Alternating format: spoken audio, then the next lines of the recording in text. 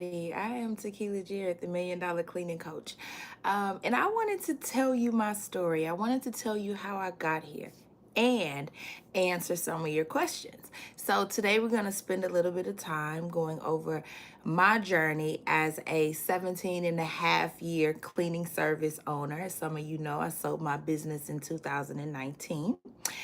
So that is what we're doing. But I am Tequila Jarrett. I'm the $1 Million Cleaning Coach. I'm in the business of teaching you residential and commercial cleaning service owners how to increase your bottom line. I teach around 4 core focuses, and they are intended to help you develop reliable teams, expand your clientele, and create the effective processes to build profitable 6 and 7 figure cleaning businesses. So that is who I am, what I do, and what we get to, right? So we get to a bag over here. And I really love this space of teaching, right? So that's kind of what I am. I'm a teacher. So I'm pretty much teaching from my experiences and everything that I've learned as a cleaning service owner. So I grossed 1.2 million in my highest grossing year, operated for 17 and a half years, cleaned both residential and commercial. So I kind of have done it all, right? So I wanted to just, let you guys know who I am and tell you a little bit about my story. So if you have any questions, drop them down there. I think in the comment box. So this is really like my first time doing a real Q&A over here. Make sure that you guys hit that subscription button.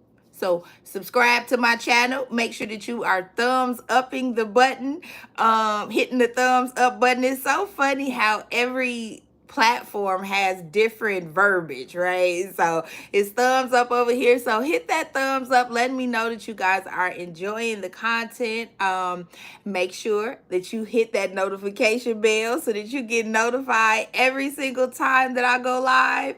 If y'all understood, like, this is really a job, okay? And I don't think people really understand, but you have to learn like all of this stuff. It's not just, hey, I popped out here and I'm gonna just be this amazing consultant on all these platforms. I'm over here like thumbs up, like, hit the heart, the smiley face, all of that, right? So and they're all competing, right, for the same attention. And that is literally what is taking place in your business. It's you trying to get the attention of so many people, right? Of people that are your target audience. But it's so many other companies doing the same thing. So it's just funny because no matter what industry you're in, it is literally all the same. It really is, right? But y'all came to hear about this journey, okay? So I started my business, y'all, when I was 22 years old. I was in undergrad at Roosevelt University, which is in downtown Chicago. I had a full-time job. I was working at a collection agency. And boy, oh boy, did I hate my job. So I would go home every day and I would just complain about my job. And my dad was like, but you love to clean. Why don't you start a cleaning business? And I'm like, cleaning business? I don't know if I want to start no cleaning business. But the crazy part about it is that I come from literally a line of business owners. So my family is full of entrepreneurs. That is literally what we do, okay? My grandfather owned a funeral home in Montgomery, Alabama. And then he owned a liquor store and a lounge here. We had a nightclub. We had all different type of businesses. Thank you so much. So I mean, it was in my blood, right? And I absolutely love to clean. My dad was like, listen, I don't know nobody that clean as good as you. So if anything, you need to go into cleaning. So I said, you know what? Let me see what this do, right? So I was actually in undergrad in business. So I was at Roosevelt University getting my bachelor's of science in marketing management and a minor in finance. So I was like, well, I'm already over here in the business world, so let me see, what I can make become of this. So I started my business, y'all. I had really no idea about starting a cleaning business, but had I understanding of business. So I made me some flyers and I went to church and I told every single person in my church about my business because we went to a huge church, and we were, I hate to say it, popular in the church, a popular family. You know how them families that's always there, that was us. Okay. So I told everybody I knew, and one of the ministers, and I actually have that letter from 2002, let me clean their house for free. I don't suggest that in 2024, but that was the way that I got started in 2002. Okay. I literally started my first client cleaning their home for free. And it was a challenging home, okay? But I did it. I got a great letter of recommendation. I took that letter of recommendation, and baby, you would have thought I had $1,000,000 because everybody was gonna read this letter, okay? I posted for y'all to read it too. I mean, everybody, okay? Whoever could get their eyes on it. And someone from the church became my very first client. And then they referred me to somebody. They referred me to somebody. And that's literally how my business grew. But you got to understand, I'm 22 years old. I'm living at home. So me making a couple of $100s a day was good for me, right? I really didn't have a concept of how big this thing could really grow. Okay. I was young. I was My name is Tequila, okay, and I enjoyed life. I'm going to If y'all ever been here before, make sure that y'all hitting the subscription button, subscribe to my channel. If you ain't never been here before, listen, I'm real silly, y'all. I like to have a good time. So while I'm telling this story, you're gonna have a lot of laughs, some jokes along the way, okay? But it's gonna be good. So I got this thing and I'm like, okay, I'm making some nice money. Um, And I literally enjoyed life on that nice money until May 31st of 2006. So it was myself and it was Tiffany. Tiffany was my right hand, right? So it was me and her, and we cleaned houses every day. That's all me and Tiffany did from 2000 and probably like 2004 she came on board to 2006. So about 2 years, we were rolling. We had a full schedule every single day, right? And then May 31st, I had an accident. It was myself and Tiffany, and then two young ladies who this was their very first day. Okay, so now I was ready to start expanding and bringing people into the business to help me to be able to grow the business. I'm not going to get into the story about how I hired these girls, but the day that this incident happened, one of the young ladies was late. Okay. And I was like, well, we got to go. My client's expecting us to be there on time. I'm not going to allow a new person, to come in and affect our schedule. So we leave. We go to the first client. We leave the first client. My mama called me. My mama like, the girl here, she's so sorry, because everybody was supposed to meet at our leave spot, which was my parents' home. So my mama like, the girl here, she was late. She overslept. Please come get her. Please come get her. She said, give her another chance. So I said, okay. I'm going to give her another chance only because you asked. So I go pick the girl up. But before I pick her up, we stopped at Popeyes. Y'all know Popeye's chicken, okay? So we stopped at Popeye's, got some lunch. We going to my mom's house to pick up the girl. So we pick up the young lady, and she get in the car. Now I'm talking to my cousin on the phone. It's her birthday. Her birthday is on the 31st of May. And we hit the corner, we hit another corner, a car runs the stop sign and clips the back end of my truck. So my truck starts spinning and it starts flipping.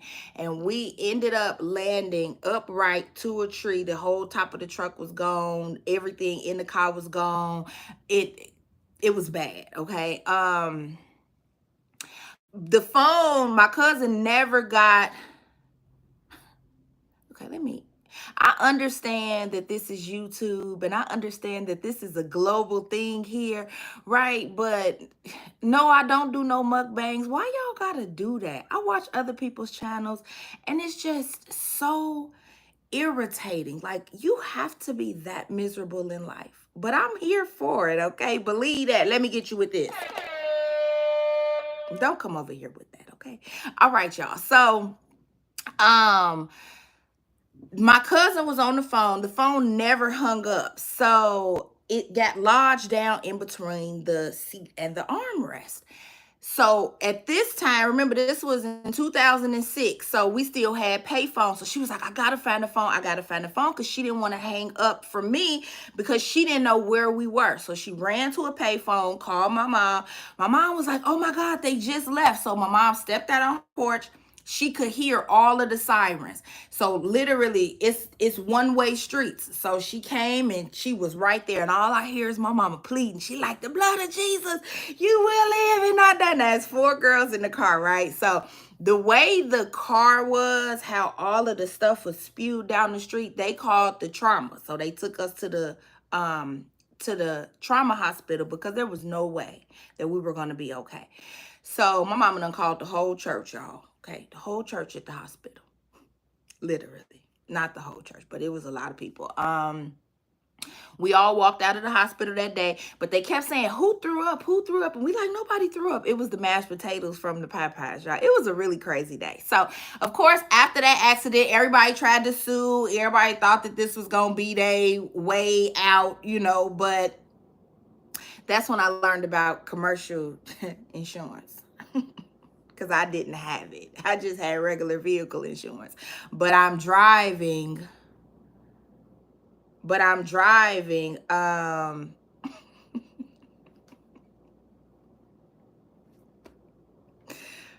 take that one. That was funny. These comments, y'all. So,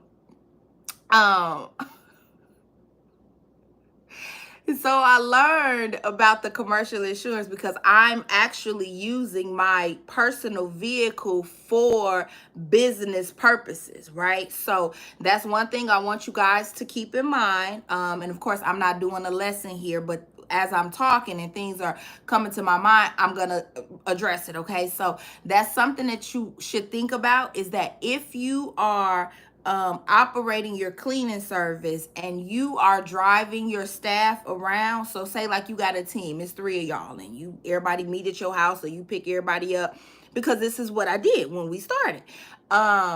Get commercial insurance on your vehicle, because now you're using your vehicle for business.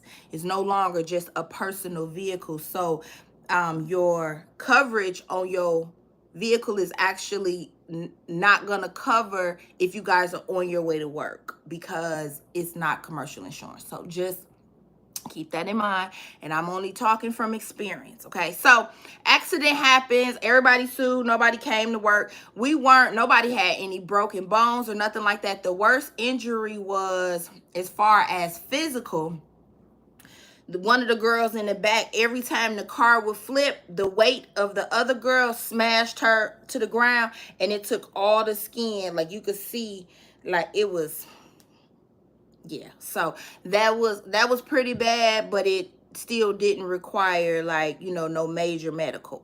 So from there, it was time to start over, right? So I had no employees. I really couldn't work. I didn't have a vehicle. It was just a lot of things that were against me, right? That was not in my favor. But what it did was it gave me a chance to sit back and look at some things, because let me tell you something. I was the only child. I came from a family that had a lot of businesses. We just had a lot of stuff, right? So, and also my grandfather was he was born in 1926. He was very angry. So it was a lot of trauma, right? Like, he yelled a lot, cursed a lot, things like that. And a lot of those habits I kind of picked up, right? And that's how I used to talk to my staff. So like Tiffany would say, man, when we out and we in the car, maybe if we go get some lunch or something, she like, you so cool. But man, when we get into these houses, she's like, when you get mad, you just a whole nother. And I remember I had this one lady named Pam, and Pam was older than me. You got to remember, I was in my 20s when I started. So right now I'm like 26, 27. And Pam was older than me. Like her kids were my age. And I remember Pam used to say, listen, you can't talk to me like that. And I would be like, ooh. Like she would kind of like put me in my place, like, hold on a second, okay? So it took me a lot of understanding what it meant to be a leader and how you really are supposed to lead people, by example, by listening, hearing what they're saying,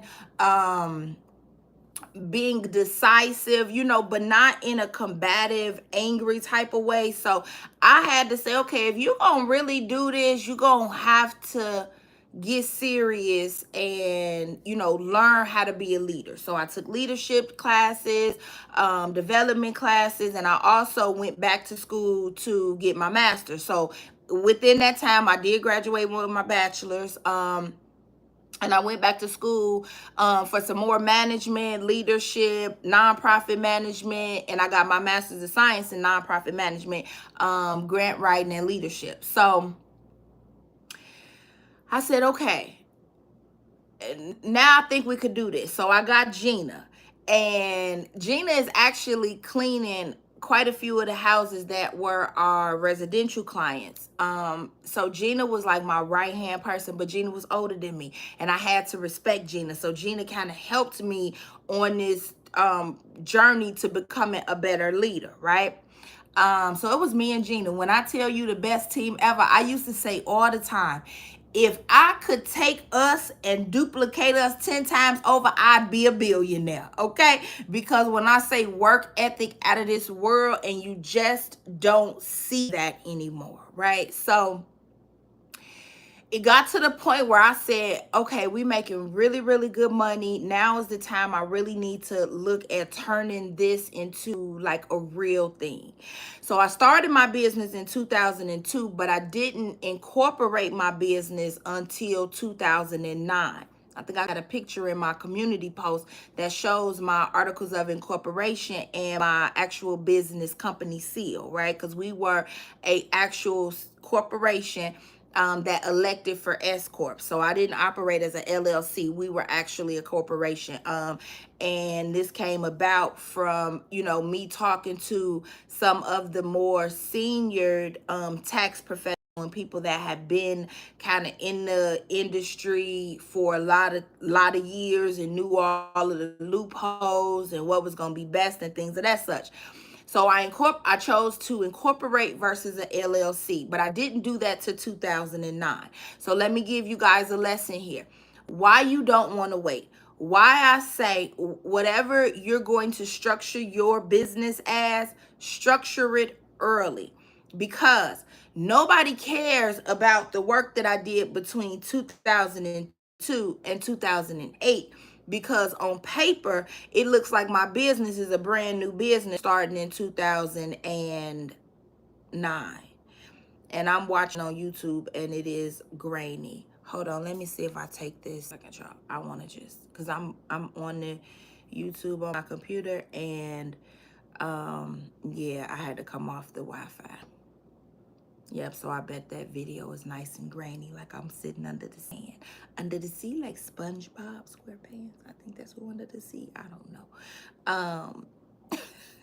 So if you starting your business now, if you starting it next week, the sooner you structure your business, like really turn your business into an actual corporation, LLC, the faster you get things rolling, right? So when I come in 2009, I'm like, hey, I've been in business since 2002. They're like, no, ma'am, you just started in 2009. Okay, if you say so, fine. So 2009 is when everything started rolling, right? I really had my business structured. I had business bank accounts because I had registered my business doing business as, so it was just registered, right? Meaning that I could get a business bank account in that name. It just, yeah. So I had an EIN and all of that, but I didn't have an actual like corporation or a real organization, right? It kind of was still flowing. Yeah, it wasn't set up right. So 2009 is when I said, okay, I need to start documenting everything that I'm doing in this business. I need to start documenting how we are cleaning every area. I need to start documenting how we wash the towels. I need to start documenting how we diluting the products. I need to start documenting the products that we using. I need to start documenting things that I noticed with clients that I didn't like, that I wanted to turn into policies. That's how you actually create your company policies. Yes, you can go buy them. Yes, you can copy and paste from somewhere else, right? But the things that you do not like about what goes on in your business, turn those into your policies. We do not do this, or we do this, right? Based off of your experiences. So that's how you turn those things into policies. So if you say you got people that it take them 4 or 5 hours to pay the invoice, turn that into a policy.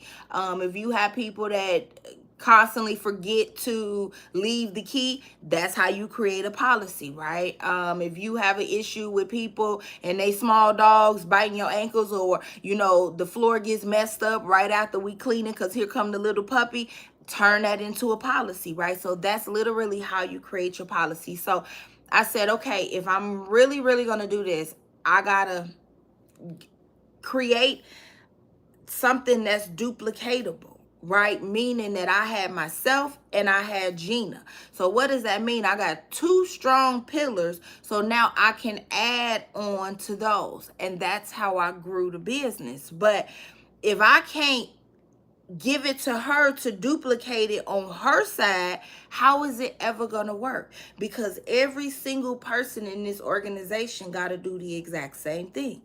So that's what I did up until about 2012. We started adding teams. I built my residential recurring business to 113 bi-weekly clients. So that was my highest number of recurring clients. So I had 113 recurring bi-weekly clients. And those are the ones that I count when I give numbers. And the reason being is because I teach around your business should be focused on the residential side off of recurring cleans, and your focus is every 2 weeks, right? The weekly clients are good. The monthly clients are good, but the ideal client is a bi-weekly client. They go 26 times a year. And most people, after, that 10th day, they end, it's about that time, right? So teaching people the value of that bi-weekly was what my goal was in my business. So my accomplishment, or what I like to say is that we gained on our highest grossing year, we had 113 recurring bi-weekly clients, right? So that contributes to me getting to that 1.2 million, right? Now, 2012 was also a turning point in my business. That's actually a year that I conceived my child, my one and only. Yep, did it once and I was done. As you guys are coming in, make sure that you are hitting the subscribe button. Subscribe to my channel. Let me know that y'all liking it, right? Hit the thumbs up. Hit the notification bell. Hit all the things, okay? All of the stuff. Y'all know the stuff. Hit the stuff. So, 2012 was a turning point for me in my business, right? Because this was the year that I got the YMCA, the Lawson House YMCA. It is 22 stories, and we cleaned 18 of them. And this is my very first, listen to what I'm saying here. This is my very first commercial contract. I had no idea what I was doing. And we started it in September. I had my son in November. So imagine the lessons that I learned in that opportunity. But this is how I got it, though. This is the crazy part. One of my clients was the executive director of the Lawson House YMCA. And now, mind you, right, I still was out in the field. I had my teams. By this time, I had 5 teams of people going out. I had my people I was over. Gina had her people that she was over, right? And I was at Miss Johnson's house. Miss Johnson was on the phone. And Miss Johnson was like, man, I absolutely love the way my cleaning company cleans. Like, I wish I could get them at my building. It was like this.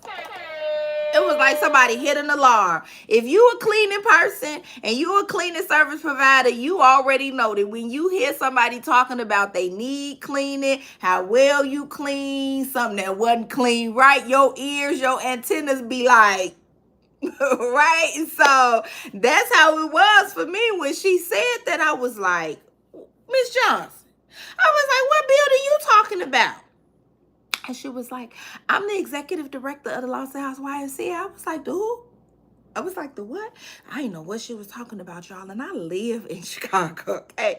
But I'm not close to, like, I'm close to downtown, maybe like 35 minutes. But, you know, I don't like frequent, you know, the inner streets of the downtown. I just go to my areas and then I just come on back to my side of town, right? So I go to Google and I type in Lawson House YMCA. I was like, y'all go type it in, because when you see it, that's the same look I had. I was like, she was like, you think y'all could do that? I was like, yep. I was like, we sure can. So she was like, okay. I'm trying to think, how did this happen? She told me she gave me a date. And no, she said, when I get to work, I'm going to look at my calendar and I'm going to see what date is good for you to come down. I said, cool. So I go down there.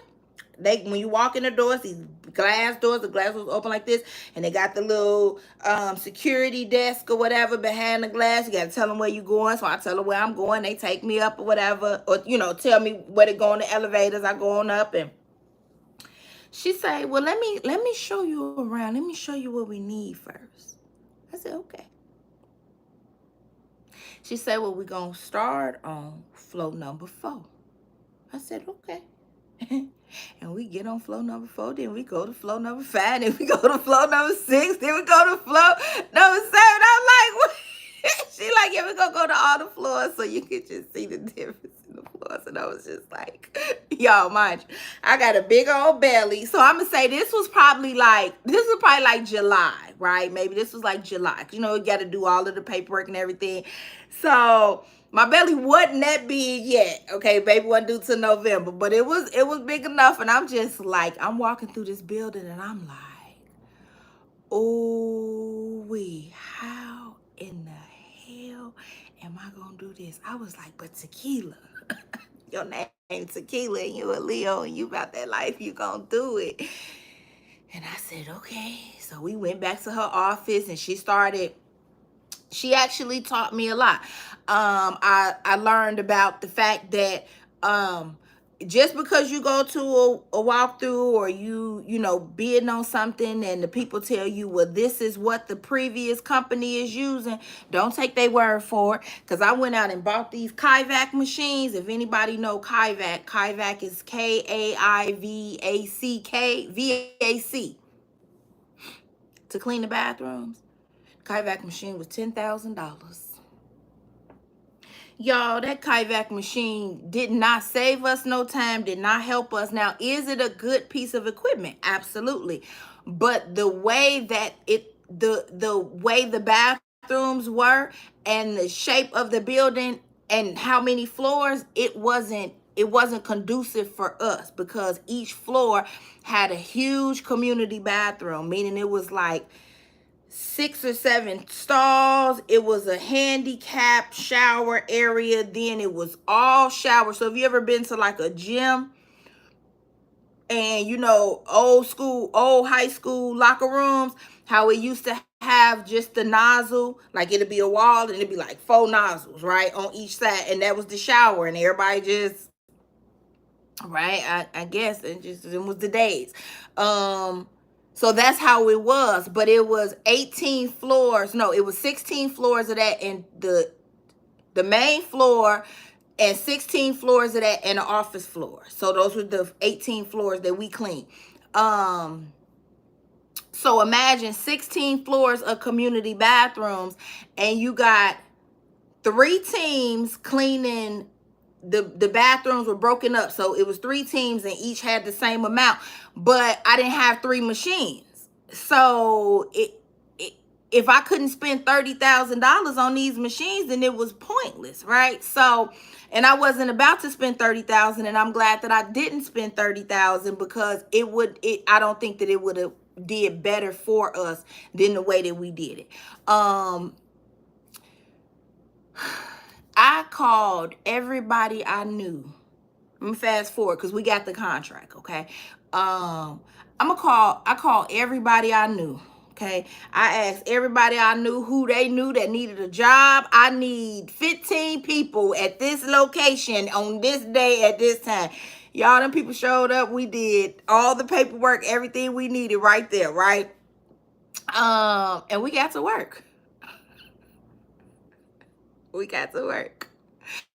We had to polish the brass coming down the humongous stairwell. So I'm literally big pregnant. Now, mind you, now it's September, baby due in November. I'm big pregnant, okay, sitting on the stairs, sliding down each stair, polishing the brass, because I couldn't do much, right? But I was walking the floors.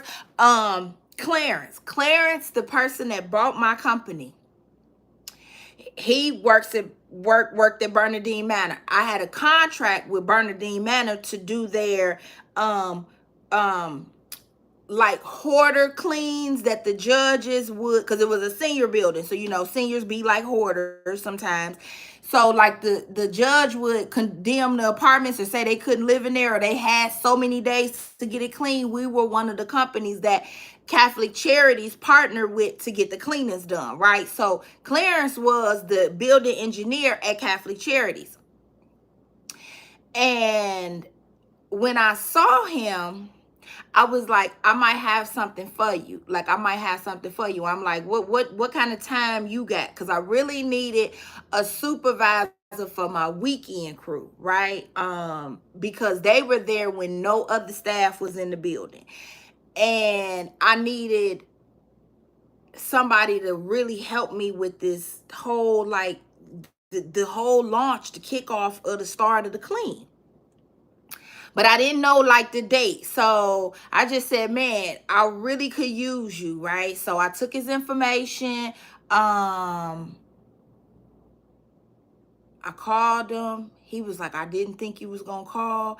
And this was in 2012, and today is 2024. And Clarence now is the owner of his own company. And what's so crazy is he got a lot of the contracts that we had. So like, if you look at my community post, it's a picture of me like standing by some weights. That's this Chicago Bears training facility. He still got that. He still got the big old trucking company, Alameen Brothers.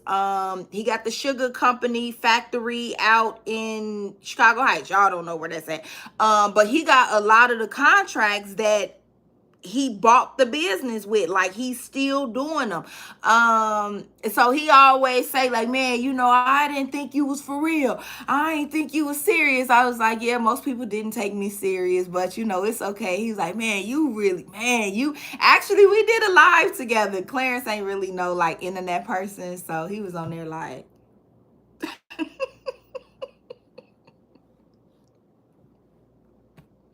I'm sorry, y'all. I was so silly, but that is seriously how he was looking. I was like, Clarence, for real.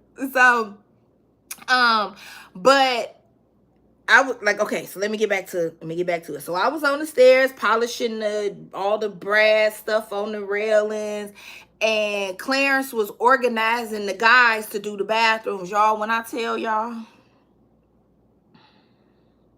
mm, mm, mm, God was with me, cause them people, baby. Ooh-wee. So we got it done, y'all, right? We got it done. I fussed a whole lot. I went on maternity leave. I was scared as hell. I'm gonna be honest, okay? I knew my residential side was good. We had planned for that. That was rolling. But this commercial side, this was my only commercial contract, y'all, and I could not go on maternity leave and come back and did not have this $400,000 contract. You listening to me? I could not go on maternity leave and did not have my contract. It was almost $33,000 per month. I could not go on maternity leave and did not have my contract when I came back, y'all. So that was the fastest maternity leave you probably ever seen. I promise you.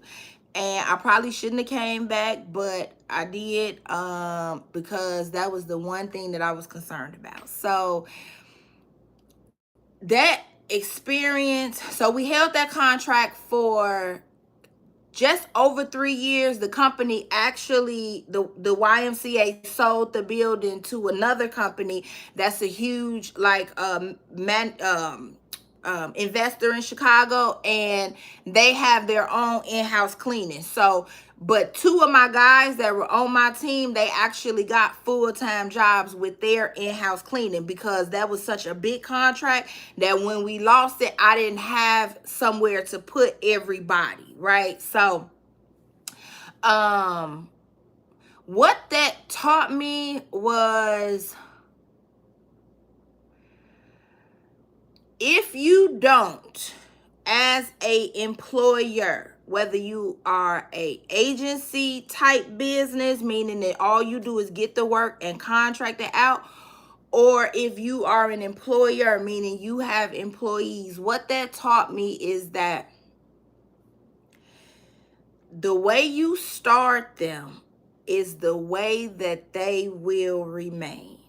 You, as the owner of this organization, the director, whatever you want to be, you have to set your policies, your boundaries, what is expected, what they can expect from you from day one. After I realized how good it was over here on the commercial side, I transitioned from residential and commercial to just commercial. I felt like I made a mistake, but I thought it was better. I thought I was going to like it more over here, right? But with my employees, from that group of people that started at the YMCA, I had about 6 of them that stayed with the company, right? One was an alcoholic that used to come to company meetings drunk as a skunk.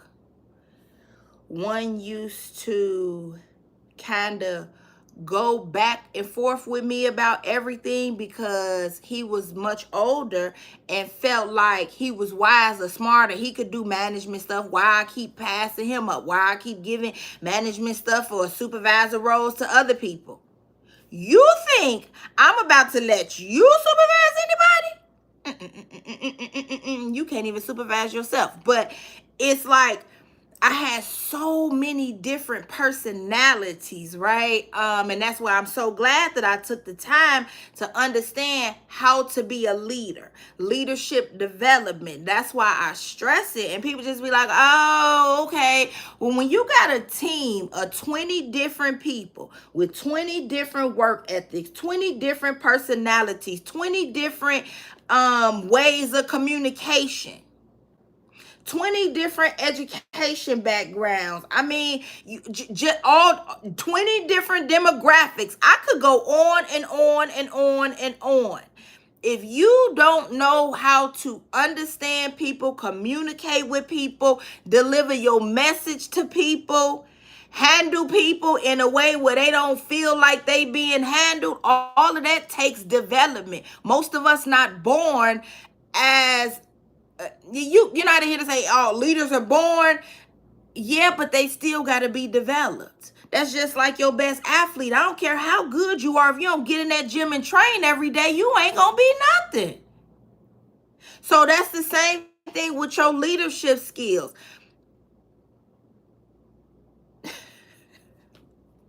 See, here we go.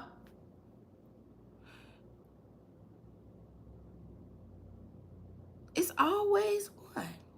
But let me tell you something. I'm going to stop. Sir, I'm not going to even say your name because you know who you are. I hope that you have the most amazing day ever, okay? And on that, I'm going to give you this. You have a great day, okay? All right, y'all. So,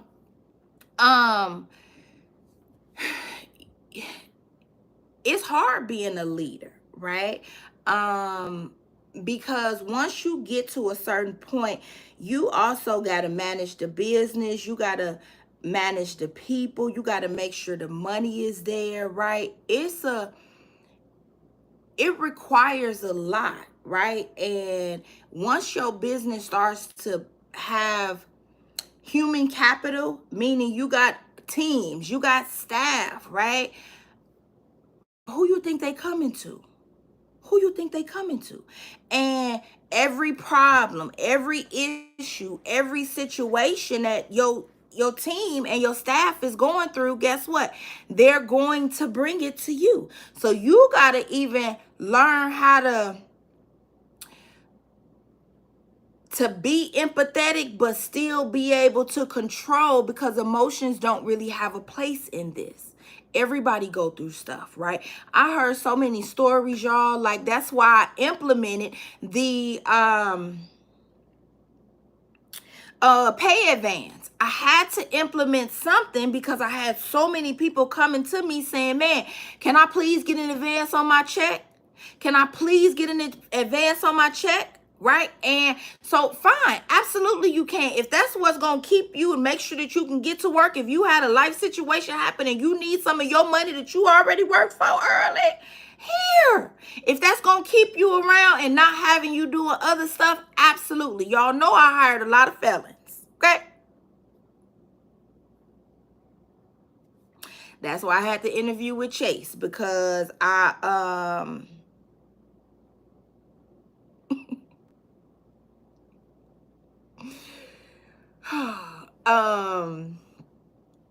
it's because I believed in community, right? I believed in giving second chances. I believed in you know, people that didn't believe in themselves, I believed in them, right? Because I know that your girl,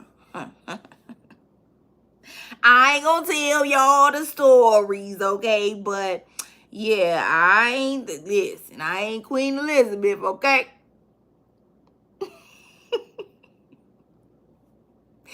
All right.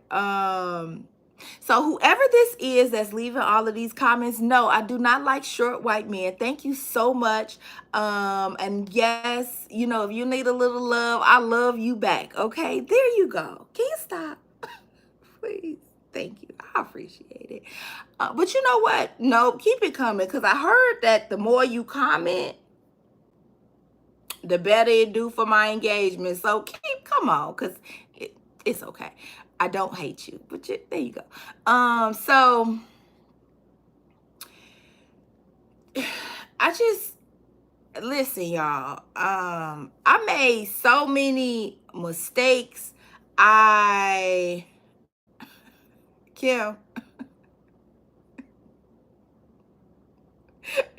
you already know I am with all of it, right? So I don't know why he playing. But it's funny to me because I watch, like I said, I watch other people's YouTube channels, and I feel like these people in the comments is real life crazy.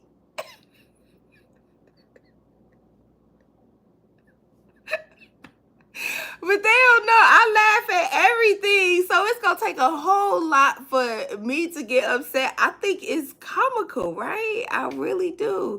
Whoever you voting for in 2024, vote for them, okay? Listen, I don't care. It really doesn't matter.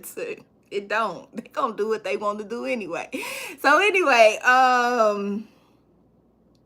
y'all listen, but being a business owner is fun, okay? Does it have a lot of challenges? Absolutely. Is it a lot of ups and downs? Absolutely. Is it going to be a lot of sleepless nights? Absolutely, right? But it is it's very doable with understanding of what processes are, understanding of what systems are, really understanding how automation helps you buy back your time. It's really having that understanding. But y'all, it's listen. People ask me all the time, would I start a cleaning business again? I would. But the challenge for me now is my hands. So I always sit back and I'm like, why did you sell your business? And life just started lifing and I just could not find my way, right? And Clarence was like, you better not walk away. I didn't know what I was gonna do, y'all. I was just, yeah, it was a lot.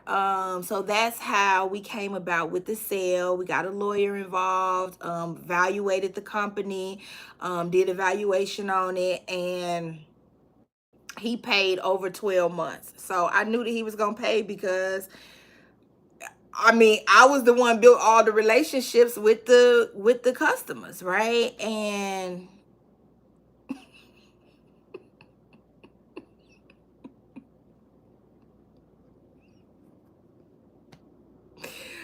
oh my God.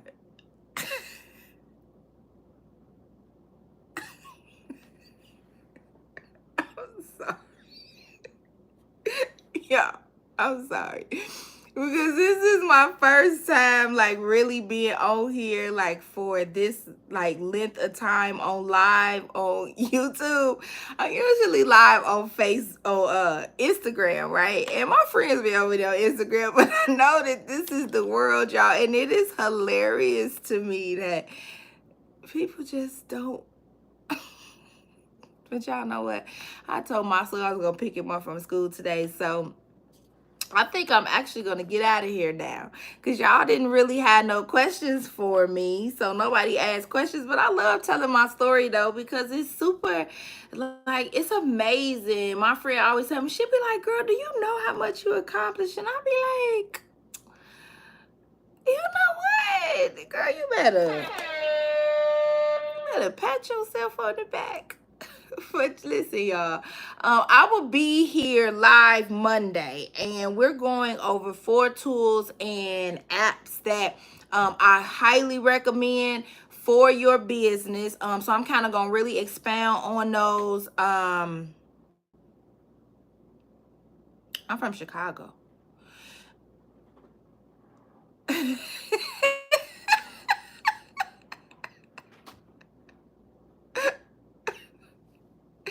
I'm actually listen, Kim. I'm not distracted by them. It's funny to me. So this gonna be my first time and my last time actually sitting and laughing because 47th and Wabash. Wow, nice. Okay. We own the Crib Liquor and Lounge on 71st and Wentworth. Right now it's an abandoned building. See, cause my family, we made a lot of mistakes, y'all. My granddaddy he wasn't business savvy. He ran businesses and operated very successful businesses, but everything that glitters and shines on the outside, it don't be set up right. So that's why I say keep your eyes on your own prize, cause yeah, everything on the outside that glitter don't be gold on the inside. Some of it be rotten. I'm just saying. But thank y'all for joining me. It's been dope. Rodolfo, is that how you say your name? I enjoyed your commentary, much appreciated. Yes. But Monday, y'all, I think it's 12:30. Make sure that you cut your notifications on. Go to my community post. I do have it posted there for you all. Make sure that you are here to really get a better understanding of these apps that I recommend for you in your business. Some are free, some are low cost. And I'm gonna show you how to use them. So I'm gonna try to figure out how to share my screen before Monday so that when I do go live, you guys can actually see what I'm doing. So I'm trying to do like a working live. You know, I'm trying to get fancy over here because 2025 coming. But make sure that you like this page. Wait, it's not like over here on YouTube. Make sure that you thumbs up the page. Rudolfo, I know you better have a thumbs up the page and liked it and subscribed and turned on your notification bell. You got to play with them, right? So let's do it. Thank you. Much appreciated. Yay. All right, y'all. So Monday, I'll be back. Make sure that y'all here. If you're not on my mailing list, you can click. Ain't no link in the bio over here. It is the link in the bio. Click the link in the bio. Bye. See you later. Click the link in the bio. Join my mailing list so that you're notified about any sales, any promotions that I'm having, any new products that I'm having coming out, all of that good stuff. Okay. And then you get notified when I go live. Because if you didn't hit the notification bell, you ain't going to get no notification. But I'll let you know. All right, y'all. Till next time. Well, actually, next time is Monday. I'll see y'all then. Bye. Peace, love, overflow, blessings.